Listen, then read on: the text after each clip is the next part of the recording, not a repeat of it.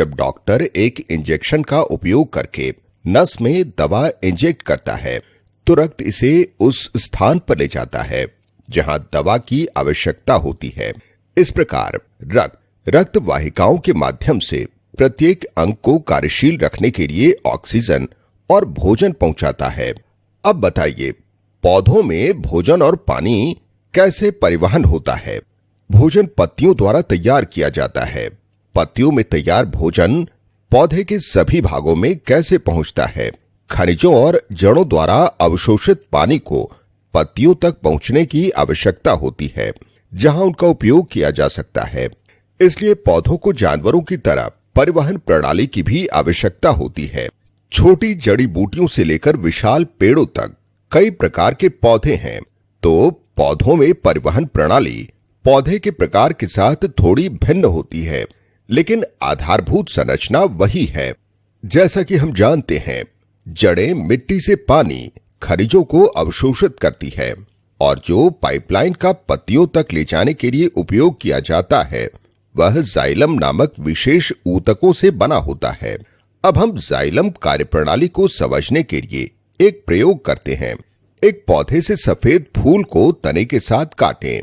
तने को पानी से भरे आधे बीकर या कप के अंदर रखें। पानी में लाल स्याही की कुछ बूंदें डालें और इसे अच्छी तरह हिलाएं। इसे अबाधित रखें और देखें कि अगले दिन क्या होता है।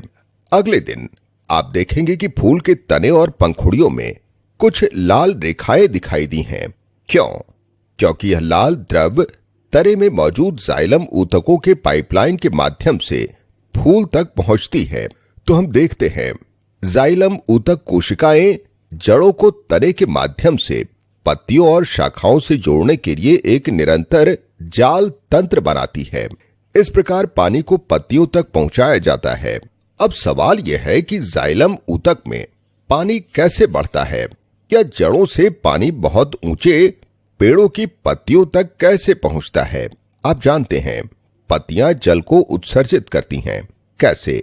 हम पहले से ही जानते हैं कि वाष्पोत्सर्जन वह प्रक्रिया है जिसमें पत्तियां अपने सतह पर मौजूद स्टोमेटा के माध्यम से जल को वाष्पोत्सर्जित करती है। वाष्पोत्सर्जन के माध्यम से पत्तियों में जल की हानि होती है, जिसके कारण एक खिंचाव पैदा होता है और जड़ों द्वारा अवशोषित जल इस खिंचाव के कारण ऊपर उठती है। यह ऊपर की तरफ का खिंचाव बिल्कुल वैसा है जब स्ट्रॉ के माध्यम से हम जूस या कोला पीते हैं और पेय पदार्थ स्ट्रॉ के माध्यम से ऊपर चढ़कर हमारे मुंह तक आता है।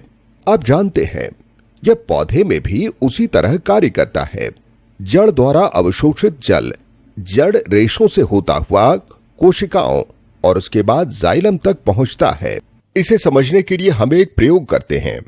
एक बड़ा आलू लें और उसकी बाहरी छिलके को छील लें। इसे दो हिस्सों में काटें। अब एक गहरा और खोखला बना लें। आलू में बनाई गई आधी कैविटी शर्करा के विलयन से भर दें।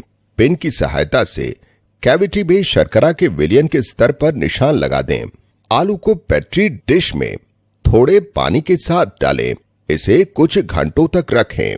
हम क्या देखते हैं? आलू के अंदर जल स्तर बढ़ जाता है। ये कैसे हुआ? पानी एक कोशिका से पड़ोसी कोशिका तक जाता है और इस प्रकार यह आलू में बाहर से कैविटी में प्रवेश करता है। आप जानते हैं, जड़ों में जड़ रेशे होते हैं जो मिट्टी में मौजूद जल को अवशोषित करते हैं, जिसमें खनिज और पोषक तत्व इत्यादि घुले हुए होते हैं। यह जल और पोषक तत्व जड़ में एक कोशिका से दूसरे कोशिका के छोटी दूरी को पार करते हुए जड़ के जाइलम ऊतकों तक पहुंचते हैं। भोजन को पौधे के सभी भागों में कैसे पहुंचाया जाता है? पत्तियों द्वारा तैयार भोजन विशेष ऊतकों से बने एक पाइपलाइन के माध्यम से पौधों के सभी हिस्सों तक पहुंचता है, जिन्हें फ्लोएम ऊतक कहा जाता है। जाइलम ऊतक की तरह फ्लोएम ऊतक भी भोजन के परिवहन के लिए एक सतत पाइपलाइन बनाते हैं। तो अब आप जानते हैं, जाइलम पानी और खनिजों को जड़ों से पत्तियों तक पहुंचाता है और फ्लोएम भोजन को पत्तियों से पौधों के अन्य सभी भागों में पहुंचाता है। तो अभी के लिए बस इतना ही।